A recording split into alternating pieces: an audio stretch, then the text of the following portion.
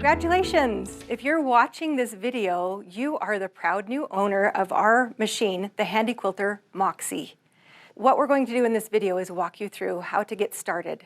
We're going to walk you through the frame, the setup, and loading your quilt so that you can get started quilting. So if your frame is set up to this point, we're ready to go. But if your frame is not yet set up, what I need you to do is go to your box and take out the manual, and it's going to give you instructions on a new app called Built. And it'll walk you through step by step. It has really interactive things that will show you exactly which screw to use, but it'll walk you through how to put your frame together so it's at this point. So let's get started. The first thing we need to do at this point is to install the carriage. So we're going to get the carriage on there. Okay, right now I'm standing at the back of the frame, and I want to make sure that the stitch regulator is on the back of the frame. So I'm just going to put those black wheels right onto the black track.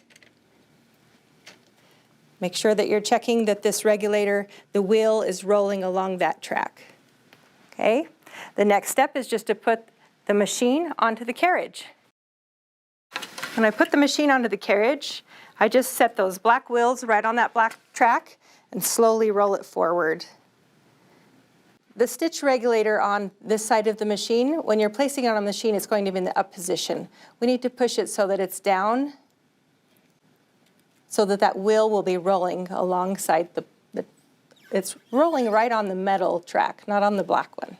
Okay, so we have two encoder cables, and both of the ends are interchangeable. So the short one is going to go on the side track. We're going to push it into the back and give it a little extra push, and then we're going to push the small one right in here above it. And when you push it in, make sure you give it that extra push so that it's flush up against there. The longer cable, it is also interchangeable. This one that goes in the back of the machine, this one you need to be very careful of giving that extra push. And then the other cable goes on the stitch regulator right there. Hold on to that little screw and the machine. So we've got our encoders in place, and then we're going to take our power source and we're going to plug it in right here. All right, while we're here at the back of the machine, I want to point out the on and off button. The circle is off and the line would be on. So when we turn the machine on, we'll push it towards the straight line. So we are going to install the handlebars. It is included in the Built app, but there's a couple things I just want to point out to you. So we are going to walk through that process here. The machine comes with this cover in place, so we just need to take the 3mm Allen wrench and loosen the screws. There's two screws back here. We're just going to loosen them, and then we just pop it up at the back and slide it backward. There's two little tabs on there. We don't want to do any damage to those, so make sure you slide it backwards. We'll set that to the side. And here's our handlebars. So I'm just going to set the screws, just kind of finger start them. Okay, and then I'll just take the Allen wrench and just tighten up those screws.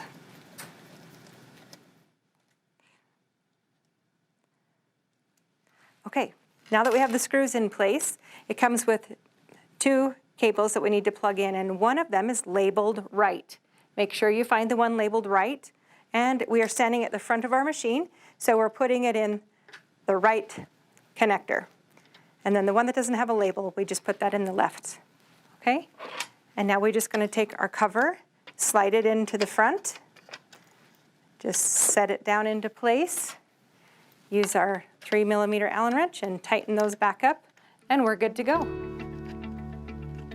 So the next thing we're going to do is to put the bars on the back of the frame that are kind of go in the throat of the machine. So I'm just going to slide this through the throat of the machine.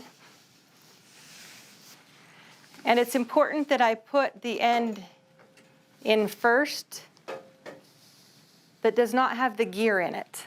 So I'm just going to come over here and push this button, slide the bar in, and then I can go back over to this side and put the bar in right there. Just lift the little lever, and that bar's in place, then we'll add the next one.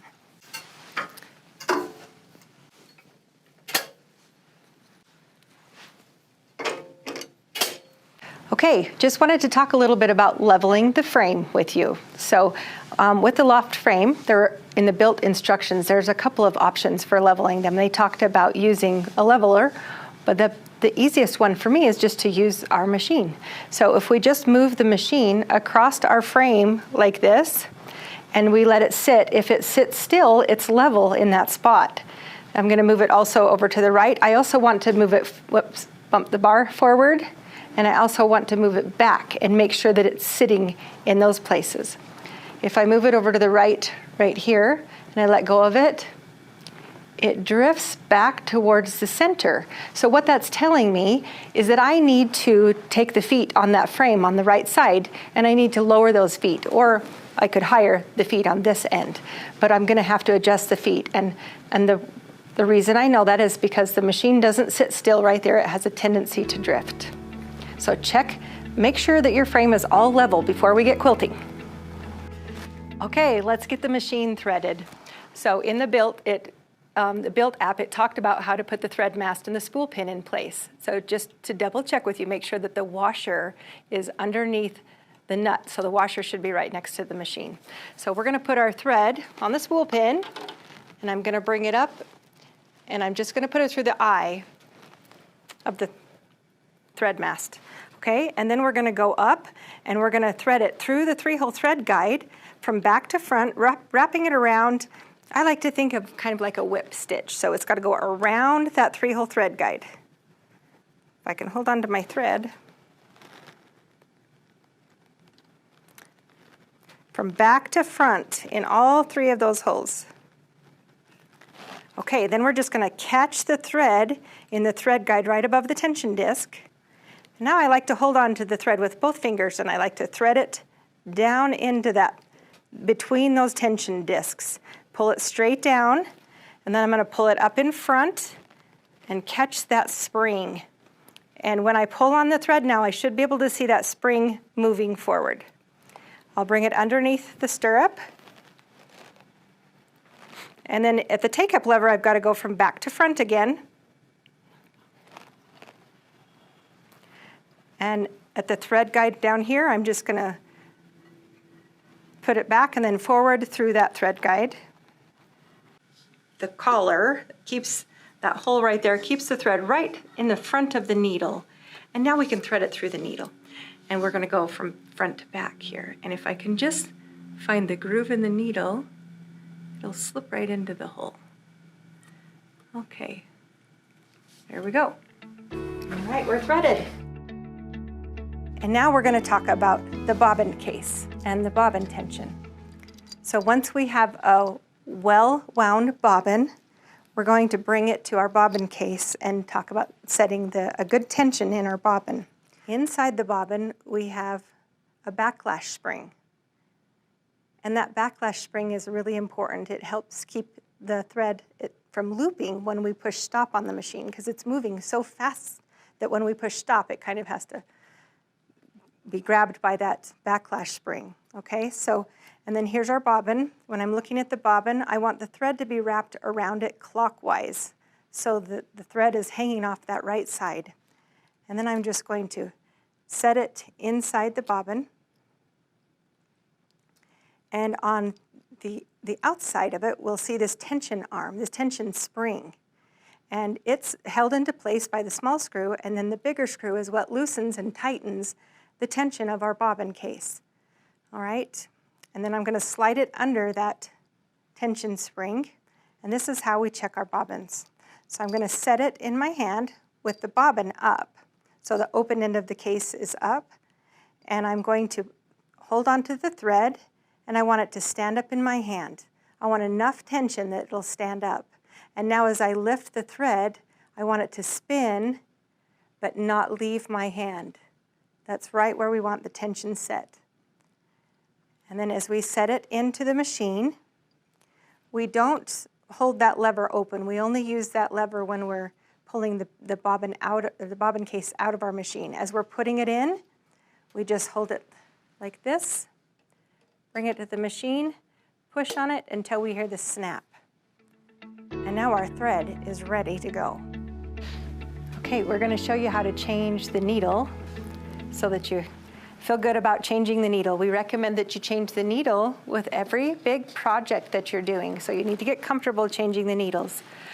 With our Handi Quilter machines, the needle system that you're going to be using is 134. So it should say on the package 134, and then you know that you have the right system of needles for your machine. So we choose the size of the needle dependent on the thread that we're using. And because I'm using a 40 weight thread right now, I'm going to get a size 110-18 needle. And then I'm going to take out the old one by using my 2.5 millimeter hex wrench, and I'm going to put it right there in the thumb screw. There's a little spot where your tool fits, and we're just going to loosen it a tiny bit, and if I loosen it, that needle will come right out. And then I need to set that needle aside so I know it's my used needle. The needle has a groove at the front of it. It has kind of a little scarf at the back of it, but the front of it has a groove, and that groove is there to help protect the thread as the machine is stitching. So we want to make sure that that groove is in the front. It has a round shank, so it doesn't have a specific, it'll slide right up in there. There's a little hole that you can see and make sure that it's all the way up in there. Then I use my old needle, double check that groove, slide my old needle in that groove, and then I use the needle to hold it in place while I use the thumb screw to tighten it back up. And I just tighten it with my fingers, and then I'm going to take the hex wrench, put it back in, and give it one more little tighten. And then my needle is ready to go. The next thing we're going to talk about is changing your feet. It has an easy access post so that we can easily change the foot out on this machine, and you can use all of the Handi Quilter feet that are available. So we're just going to use, once again, our 2.5 millimeter hex wrench. We're going to loosen that. This one we have to loosen quite a bit more than our needle. We're going to loosen it quite a bit until that foot falls off. We don't want to take the screw all the way out. We just want to loosen it. Then I like to bring the foot in from the back, slide it right in there, and then I'm going to hold it in place. I just like to hold my finger underneath it to keep it up there so that it's up high enough. We want to make sure that it's sitting right up against that post. Tighten it up and give it that extra little twist, and it's that simple to change your foot. We're almost ready to quilt. We're going to load our fabric now. So I have my backing fabric in my hand, and one thing you want to make sure of is that your backing fabric is at least 3 to 4 inches bigger all the way around, so that you have some extra fabric at the top, the bottom, and the sides. Okay, so on the app, it walked you through how to put your leaders in place, and it also talked about marking the center. So on the center of all 3 of my leaders, we have a mark with permanent marker right there. So I know where the center is. And my front 2 poles, the center lines right up with my take-up pole right there. So all of those should be right in the center. So what I need to do is mark the center of my backing fabric. I'm going to fold it in half on the section that I'm going to pin to my leaders. And I like to just take some little snips, and I'll just snip a little tiny triangle right there. And remember, I have 3 or 4 extra inches of backing fabric, so it's not going to hurt if I have just a little 1/8 inch snip. And I'm going to mark that on my back and my front. If you don't want to snip your fabric, that's fine. You could just put a pin right there to mark your center. But somehow you want to mark where your center is. Okay, and then I'm going to put the right side of my backing, I'm going to lay it across the poles, and it's down towards the floor. So what I'm looking at is the wrong side of my backing fabric. And I'm going to lay it across there, and I bring it underneath that first pull towards the center. And I'm just going to hold it right on there for just a minute. Okay, and I'm going to find the center mark that I just marked. And I'm going to find the center mark on my leader. Got to scoot over here just a little bit. Okay, and I'm going to line up those 2 centers. And then I'm going to take my pins, and I really like these long arm quilting pins. You'll have a box of them with your kit. They're nice and long, and sharp, so it's easy to put through the leaders. And I'm putting it through the leader first and then the fabric, and I'm taking kind of one big bite out of the fabric. I'm not weaving it in and out. I'm just taking one big bite. And then I'm also putting my pins like head to toe, but I leave about a 1/2 inch between so that you don't have too many pins. I really don't want the pins overlapping. So I'm just going to go from the center out all the way to the end in one direction, and then I'll go from the center to the other direction. This keeps my fabric smooth and straight as I'm pinning. So when I get to this last pin on the left side, I like to turn my pin the opposite direction and have it go from the outside towards the center. It's opposite of the rest of the pins, but as I smooth a little bit later, this keeps me from poking myself when I slide my hands across it. So just that one pin is going the other direction. And now I'm going to pin from the center out to the right. Okay, so now I've pinned all the way to the right side. So I'm just going to smooth this out across my backing. I like to just keep it taut back there because that helps as I'm rolling it up, advancing it on the pull. It helps to keep it nice and straight, and just that little bit of tension helps.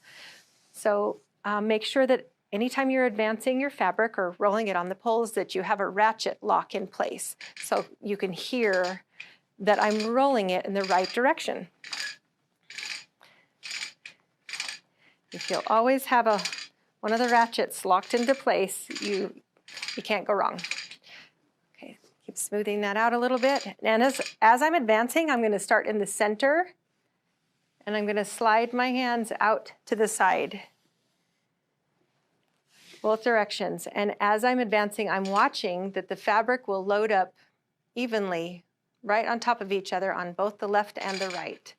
So I can keep in my eye right there. Smoothing it out. And when it's about to, just let it drape down towards the floor. Now that we have our backing in place, we're going to load our top fabric. And it's hard for you to see because it's white, but I have a grid on one side so I can tell which way is up and which way is down. The right side of my fabric is going to be up, and the wrong side of my fabric will be down. I'm also marking the center.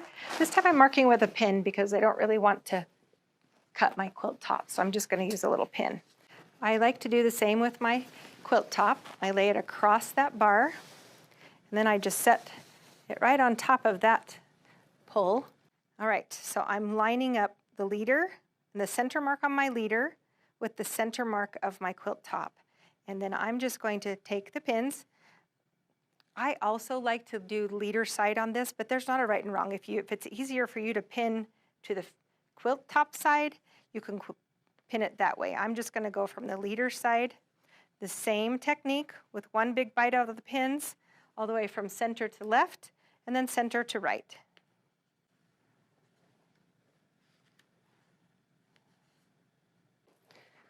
Once I have all the pins in place on my quilt top, I'm going to smooth it out across the back pull. I'm going to have the ratchet stop in place, and I'm going to advance it so that the top of my quilt is on this pull right here. Smoothing from the center out as I advance it. Also checking to make sure that it lines up on the sides as I advance it. That'll help you keep your quilt top nice and square. And I'm going to roll this all the way up on the pull.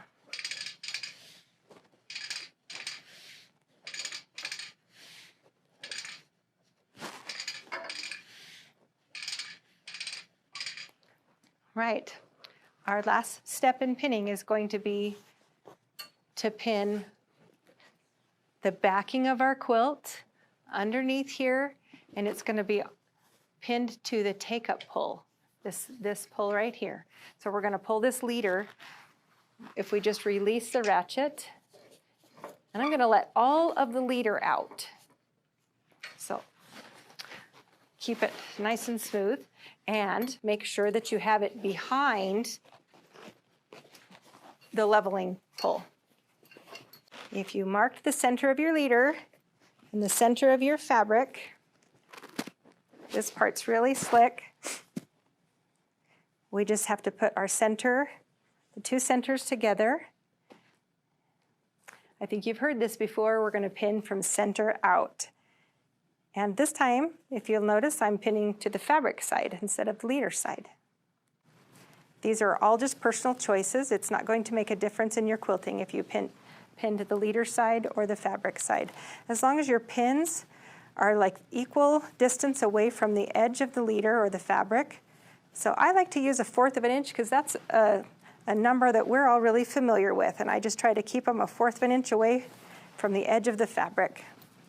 Now that I have my quilt backing pinned to the take-up leader, we're going to advance it a little bit. I make sure that your ratchet stop is in place, and we're going to advance this take-up pole until our pins are about 1 inch or 2 away from this leveling pole. And then I'm going to advance the front pole until it's nice and smooth. Okay, so there is our backing fabric. Now we're going to take our quilt top. I'm going to release the ratchet stop by lifting it up. And then I'm going to pull the quilt top out until it's about 2 inches below, 1 inch or 2 below the pins. You want to really make sure that you're not close enough to those pins that you might stitch onto the pins. So I just stop it so that it's about 1 inch or 2 below those, and that's where I like my quilt top to be. And then I'll put the ratchet stop back down. Okay, batting. We've got to get our batting in between, in the middle of our sandwich. So I'm going to take the batting, and I'm going to lay the batting out on top of the quilt top. I know it doesn't go there. We're just laying the quilt top right out. If I line it right up with my quilt top, and I smooth it out so it's nice and smooth, you don't want to do a lot of stretching and pulling on your batting, or you could make a hole in it or create a problem with it. So I lay it right there. Now here's the trick. I'm going to take the batting and I'm going to roll it up. I'm going to roll it like this and roll it right under that bar. I'm going to tuck it in.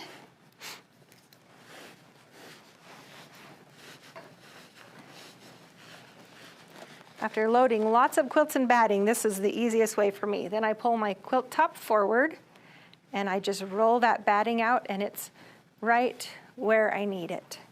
And then my quilt top can lay right on top of it. Okay, that gets you started. So when our machine is turned on, we're going to come to the home screen. And we know it's the home screen because it has the home in the upper left-hand corner. Right? To get to our main menu where we can make selections from, we're going to push the plus and the minus button together at the same time. All right, now I'm in the upper left-hand corner, it's a C. So if I want to change my mode of stitching, the C stands for cruising. So if I push the needle up-down button, it's going to select that, and it's going to let us choose from precision, cruise, or manual. So if I want to change that, I'm just going to push the minus or the plus button, either way, and it'll take me to different options. So if I go to cruise, which is the C, I push the needle up-down button, that selects it, and now underneath it, I have a cruise speed that I can also change. So by pushing the minus or the plus, it will change the speed on the cruise. So when I get the one I like, I need to push the select button, which is the needle up, down. So I'm going to select that. Now, if there's something else I want to change, I'm going to go back to the main menu by pushing the minus and the plus together. And I want to go over to the next button, which is the arrows. So I'm going to push plus. And now I'm going to push needle up, down to select that. And what this screen does is it allows me to choose whether I want my needle to be in the up position or the down position when I push stop on the machine. And when I'm in the middle of stitching, I like it to be down. So I'm going to push the minus arrow. Now I'm going to push select, which will be needle up, down. And the next button to the right is our lighting. So I'm going to push a plus button, the needle up, down, and I can choose the lighting setting that I like. And when I have the lighting set like I like it, I'm going to push select, which is the needle up down, and that will leave the lighting on the setting that I like. So then if I push the plus button again, I'm going to go down to the one that looks like a clock, push select, which is our needle up down, and this is my overspeed alarm. So if I'm stitching faster than the stitch regulator, it's going to beep at me. So I can turn that on or off. Right now it's selected off. So if I want it on, just push the plus or minus button, and select, once again, is the needle up down button. Okay, the next button will select, and this is our stitch count. It will keep track of stitches in a single project, which is the first number, or it'll keep track of lifetime stitches. Right now it's just set at 1, but your machine will keep track of your stitches or your lifetime stitch count. Back to select with our needle up down. The next button is a diagnostics tool. You'll use that button if you ever have any issues with your machine. You can talk with technical support and they'll walk you through this diagnostic tool. It's not something that we need to work on today. The next button, I'm going to push select. This is where it allows you to put updates to your screen or to your machine. So if there are updates available to the MOXIE, you would put the USB stick in and push this screen, and then that would allow you to do the updates. So select, and then the next button is the the information. I keep repeating that select is the needle up down button so that you can get comfortable with that. And this is the information where you can find, this is where you will find your software version for your machine. And then the last button there, if I select it, that also takes me to my home screen. So the machine is very intuitive. Once you learn that the needle up down button is select and the plus and minus buttons together take you to your main menu, you can maneuver right through that display. So we're just about ready to stitch. On each side of our frame, we have a clamp, and it's on a bungee cord. And it goes through the slot right on the side of the machine. Either of the slots, you have 2 long slots. And before we get started quilting, we like to put these clamps on the sides of our quilt. I personally put them on the backing and the batting. It's definitely not holding my quilt top. It's just on the backing and the batting. And then on the other side of the slot, I have a little bungee lock or stop. And I can just push that button, and I push right up until it meets the side arm. The tricky part about the side clamps is I don't want them so tight that they're stretching the shape of the fabric. They're just to be taut and to hold the backing and batting fabric out smooth. So I'm going to put those on both sides of the quilt.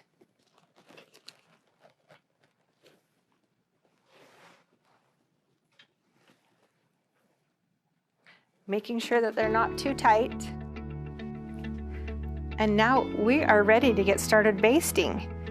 So we just need to turn on the machine. Remember, on the on and off button, the circle is off and the straight line is on, okay? We talked about the display and how to change the choices on the display. Right now, I have it set at 12 stitches per inch, and I just want to baste across my machine, or baste across my quilt. So I want to move that number down. I'm going to push the minus button on the left handlebar, and that's going to take my stitches per inch. I can take it all the way down to 4. So that's like a 1/4 inch stitch, and that's a great place to be for your basting stitch. So I want to first off baste across just my batting and my backing, and then that gives me a nice straight line that I can line my quilt top up to. So I'm going to put the needle down right where my quilt top is lined up, and then I'm going to walk around to the back of the machine, and I'm going to put the channel lock in place. The channel lock is this little C clamp, and it has 2 little rubber ends on the sides, and that helps hold it in place. So we're going to walk around here. And to get a line that goes straight across, horizontally across my quilt, I need to lock the wheels that allow it to move vertically. And the wheels that allow it to move vertically are on the machine, sitting on the carriage. So I need to be able to put this channel lock around the wheel and make sure that it touches both sides of the track. If it's touching both sides of the track, I know I have it in place.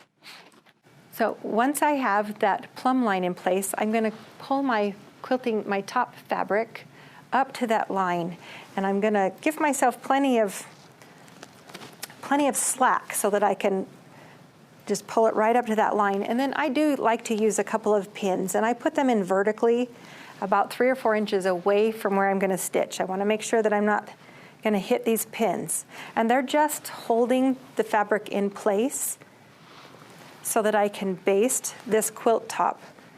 So I still have the channel lock in place. I nudged it just 1 inch or 2 forward because I want this basting stitch to be within 1/4 of an inch. I want it to be less than 1/4 of an inch so that I don't have to take it out. It's just going to be hidden right in my binding. Needle down, needle up, pull up my bobbin thread. I still have my machine set at 4 stitches per inch, and I can just do a nice basting stitch right across the top. I can use my hands along here. If I have a little bit that I need to ease in, just holding my hands either in front of my machine or in back of it helps to ease in that little bit of fabric. I'll stitch all the way over to the side. To be able to stitch vertically down the sides, I need to switch the channel lock so that it locks the wheels in place that won't allow the machine to move left and right. It only allows the machine to move forward and back. And the wheels that allow the machine to move left to right are actually on the carriage that are sitting on the frame. So it's in a different place. So I'll show you where that's at. Before I put the channel lock on to stitch vertically, I want to make sure that my needle is down in place. So I have the machine right where I need it to start stitching. So I'll walk around to the back,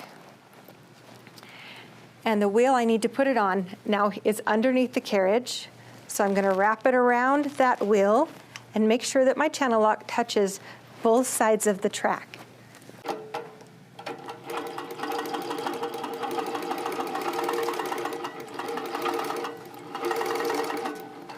Okay, I'm going to do that on both sides of my quilt, down the left side and the right side. This will help me to keep the quilt square as I advance it each time. Every time I advance it, I'll do the basting stitch down that section of my throat space. I don't baste the entire quilt to start with. I baste across the top, down the sides of my throat space, and then when I advance, I do the next part of the throat space. We're going to talk about setting the tension, the upper tension on your machine. So if you remember, I had you put pins into base, and I want to make sure that I say take them out. We want these pins off the quilt. So, and then how tight do we actually set the tension of our quilt? That's really important. You might feel like you want it really tight, but your machine actually likes it to be just a little bit looser. So I try to make it tight, and then I go over to the take-up pull, to the ratchet on the take-up pull, and then I'll just release that 1 or 2 notches. So I should be able to put my finger underneath the quilt, and if I grab my finger, I should be able to grab it down to that first knuckle. So that means that it's tight enough yet loose enough to be able to form a good stitch.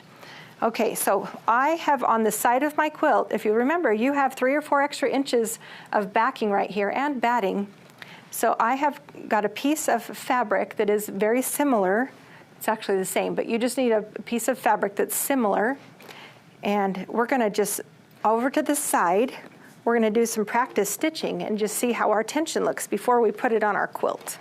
Okay, so I brought my bobbin thread up, and I'm just going to stitch across. I just like to stitch this little piece of fabric down because I'm going to use it repeatedly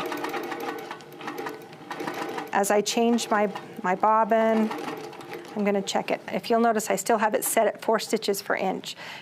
4 stitches per inch, and I want it to be at 10. So I'm just going to push on my right handlebar, the plus button, until my screen says that it's 10 stitches per inch. That's a good place to be checking your tension. Whenever I'm checking my tension, I like to do a couple of circles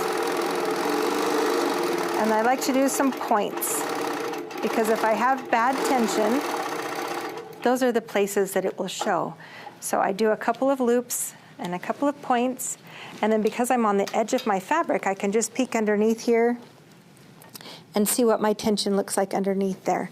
So if I had upper tension that was showing on the bottom, so I already set my bobbin tension correctly, I don't have to worry about my bobbin. But if I can see my upper thread underneath the quilt, that means that my top thread is not doing its job of pulling the bobbin thread up into the middle of the quilt. So I would need to tighten the upper tension.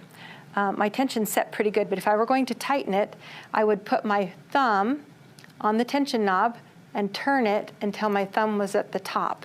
So my thumb's at the bottom, I turn it till it's at the top. That way, I know that I turned the tension dial at least a half of a turn, a half a rotation. I don't want to just randomly start turning that knob. I want to turn it either a quarter of a turn or a half a turn. So if I were looking at my stitches and they just were like a straight line across there that you couldn't see nice formed stitches, that means that my top tension is working too hard. It's not allowing the stitch to settle down in between the quilt, like in the batting. So that means I would need to loosen my upper tension so that I could let that thread settle down in the middle. But if you'll just keep in mind that the top thread, its job is to go down and pick up that bobbin thread and bring it up and let it settle in the middle, then you can just think about what the top thread needs to do to be able to make that nice stitch. It's finally time to quilt. All right, included with your Moxie, you received a kit. It's How to Quilt Kit. Everything in this kit will help you get started quilting. So we're gonna go over what came in this quilt with this kit. You should have received instructions. And in here, they gave us some great ideas of how to start stitching. But before that, we received 1 yard of gridded fabric, and we've already loaded that on our frame. We received a package of long arm quilting pins. That's what we use to pin it to our leaders. We received several spools of thread, different types of thread, so that you can decide which kind of thread you like. And then we also received a channel lock. And that's what we used to get our perfectly straight lines vertically and horizontally across our quilt. So we also have in here Superior Thread Guide, a Threadology, a Thread Therapy lesson from Bob at Superior Threads. If you want to learn all about threads, that's an awesome tool. You just can watch that and it'll help you learn what you need to know about long arm quilting threads. So that's all we need to get started with our machine is fabric and a few threads, and we are ready to go. In your Getting Started packet, there's also little instructions on some quilting design, just perfect places to get started with your quilting. And I'm going to go over them with you here as well. The first one, it's E's and L's. And you all know how to do E's and L's. We've been doing them since we were little kids. We just are going to do cursive E's and L's. And this gridded fabric is perfect for that because it helps us learn how to space them evenly. So because they're like 2-inch grids, I'm going to do an E and an L in that space. Okay, I'm going to show you how to get started by pulling up your bobbin thread. So I'm going to hold on to the upper thread with my left hand, and I'm going to use my right hand over on this left handlebar. I'm going to go needle down and needle up. And as I move the machine away, it will pull up that bobbin thread, and I can just grab a hold of that thread. So now I'm going to hold on to the top and the bobbin thread. And then I'm going to put my thumb on that needle up down button, and I'm going to do 4 or 5 little micro stitches. I'm just going to make sure that I have a nice little lock of my thread. And I don't want it to be a knot. I don't want to see something obvious. I just want to lock that thread in place. And now I can let go of those threads, and I'm ready to start stitching. I'm going to bring my machine down here, and I'm going to do an E in the middle section, and I'm going to do an L on the marked line.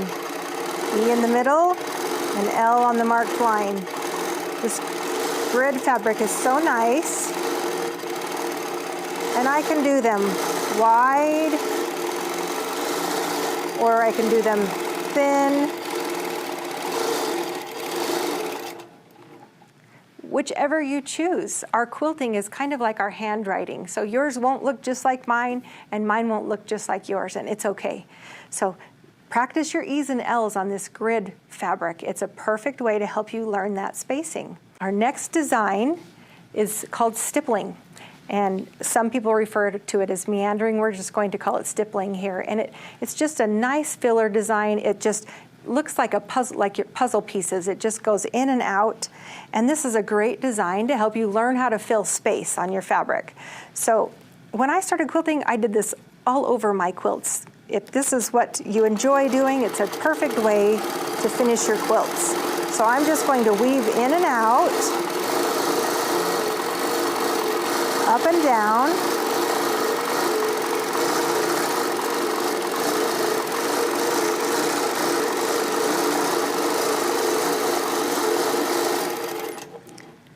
One of the things I like to think about when I'm doing a stipple is I like to have a shape or a size in mind. So I think of a circle, but I try to think of like a quarter or a nickel or a dime, and then I'm meandering around that size. And that helps me keep consistent from the top to the bottom of either my quilting space or my whole quilt.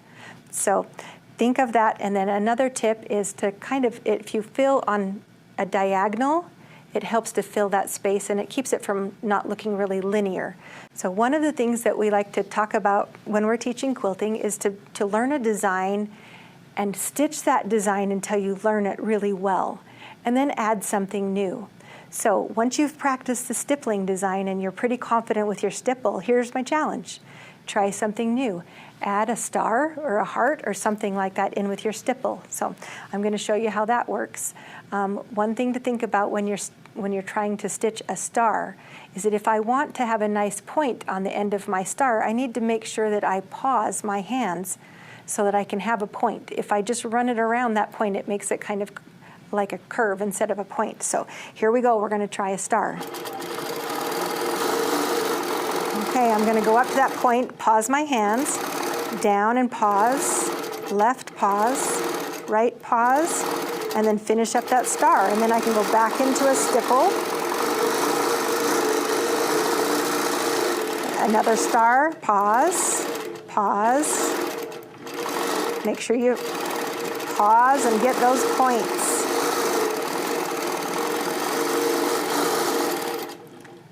Once you're confident with the star, that's where we're going to try and add a heart.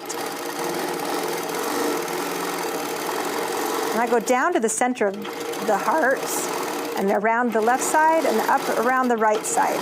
There is, of course, more than one way to stitch a heart, but you can change the direction and just keep stitching. So give that a go. I think you're going to have fun driving this machine. The last quilting design we're going to go over is called the continuous line curve. And it's drawn out on a diagram for you, and I'm just going to show you briefly how to stitch it out. It's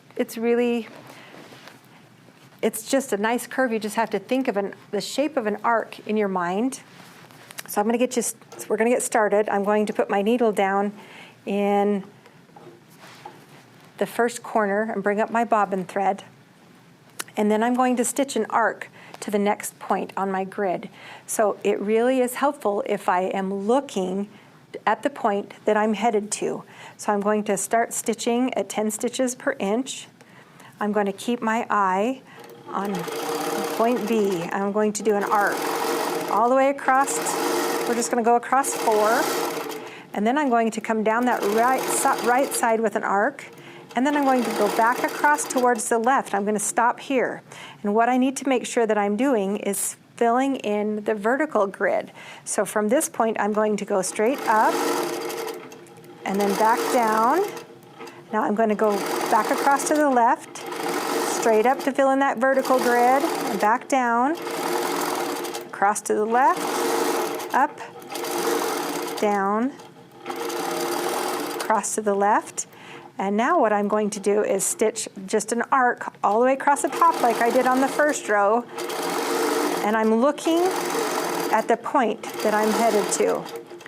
Back down, across. We'll do just a couple more. And if you're watching that point that you're headed to, it's okay if it's not perfect.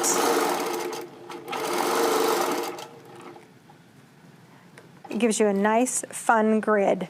So once you've learned this pathway, you can do all kinds of designs. So you just have to learn how to go across and fill in those vertical spots as you go back across so that you don't leave those spots open. And this pathway is going to come in handy to you for years and years to come. Before we advance our quilt, I want to show you how to do a tie-off stitch. So once we've finished quilting over to the side, I like to do the same as when we started. We're going to do little micro stitches. So I'm going to hold the needle down, the half stitch button, the needle up, the needle down, and I'm just going to take 4 or 5 little stitches, and that will lock it in place, okay?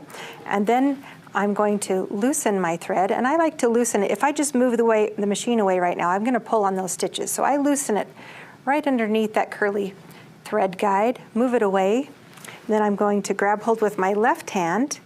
I'm going to grab that upper thread, and then I'm going to take the machine, whoops, hold on to the thread, don't let go.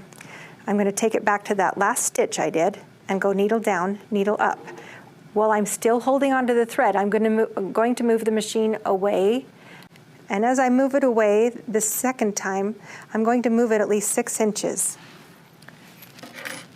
And then I can cut my thread. And what I'm cutting is 1 upper thread and then 2 pieces of bobbin thread because it made a loop.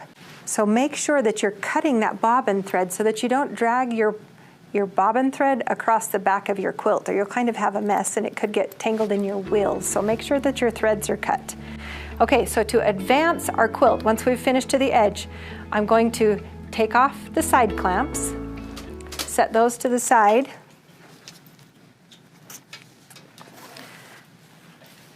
I'm going to come over to this right side and I'm going to release the ratchet stops. So I'm going to lift those up, and if I roll the pole the way it wants to go, they easily lift. So that one wants to go to the inside, so I'll just lift it up. They can stay in place right there. And with the ratchet stop on the take-up pole still in place, I'm going to advance my quilt, making sure my batting is nice and smooth.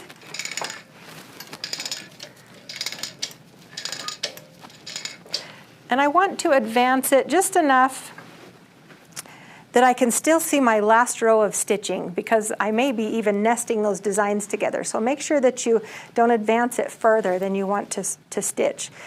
And then I'm going to put the ratchet stops back in place. I'm going to tighten those up. I'm going to go to the take-up pull and loosen it 1 or 2 notches so that I have a nice tension with my quilt sandwich. I'm going to put my clamps back on the batting and the backing.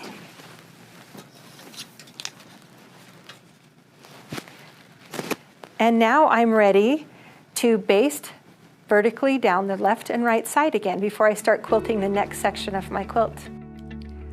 We're just going to go over the machine maintenance and oiling. So it's recommended that you oil the bobbin case area with every new bobbin that you put in place. So, and because they put a ballast behind the bobbin case area, you are allowed to use canned air on this machine. There are a couple of tips with canned air that you need to know if you choose to use it. Canned air should not be shook. How many of you pick it up and want to shake it like a paint can? We don't shake it. The first thing we do is give it a little squirt and just to let out any humidity that might be at the top of this can. So just give it a little squirt. And then when we use it underneath, we do not want to tip it upside down. We don't want to shake it. We just want to hold it straight up and down. And we're just going to do short little bursts of air.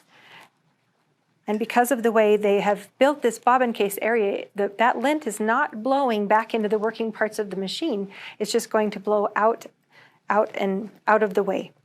So then we also, with our machine, got a bottle of machine oil. It's light machine oil.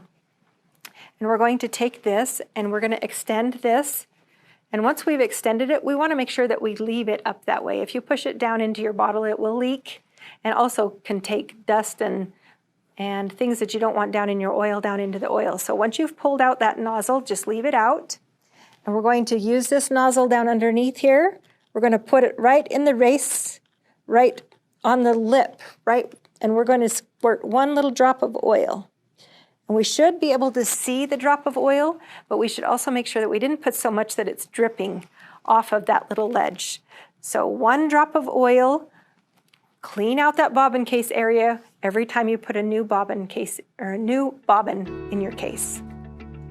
There are several optional accessories that are available to go with your MOXIE.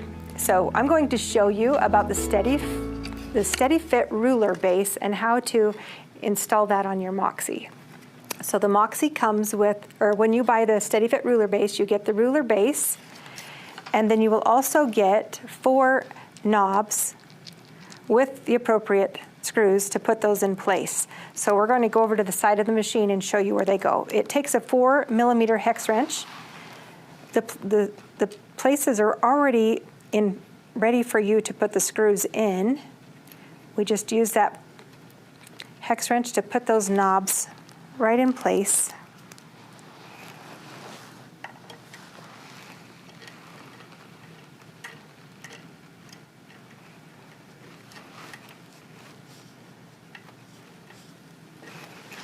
I'll tighten that up just a little bit, and then I'll put the 2 on the other side.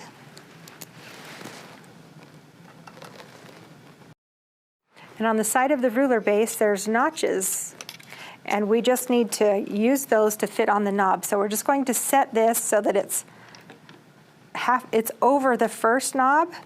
We only have about an inch gap between the ruler base and the front of the machine, and then I just push it back, and gently it slides right into place, and the ruler base is ready to go. So another optional accessory for the MOXIE would be the horizontal spool pin. So if you have spools of thread in your stash that are straight wound, which means they're not cross wound, thread delivery can be an important factor in how to use that thread. So I would take off my spool of thread, and I have that spool pin already in place. So I'm going to set the clamp of the horizontal spool pin on, and then I'm just going to tighten it. If you'll look closely at it, I like that the thumb screw is to the back of the post, so that when I slide the spool of thread in place, it's not bumping on that thumb screw. So we want to make sure that it's towards the back, and then it'll give you a clear path, your thread a clear path. It won't hang up on that spool pin. Once I have the spool of thread in place, I can take the old thread that's already threaded and just tie a knot. It's not a square knot, it's just a regular knot around my fingers. Make sure we don't have any hang-ups there. Put it through the eye of the thread mast, and then I'm just going to come to the front of my machine, and I'm going to pull on the thread right here.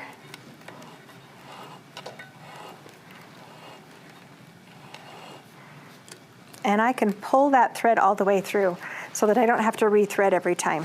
Let me just raise this. The trick is, when you do that, what I want you to do is come here to your tension discs and pull on these threads and make sure that that thread that you just pulled through is still flossed really tightly between those 2 discs. And then you're ready for your next thread. Well, I think we've covered it. We've gone over all of the things that we need for you to be able to get started quilting with your MOXIE. If you're looking for more education, we have hours and hours of video on teaching you how to use different types of tools or use different techniques. So we would love to see you having fun with your MOXIE. So share with us some of the things that you're quilting, and subscribe to our YouTube channel, and you'll be able to find a lot of videos that will help you in your quilting path ahead. We didn't go over a lot of rules, but I'm going to leave you with one today, and that's to have some fun quilting.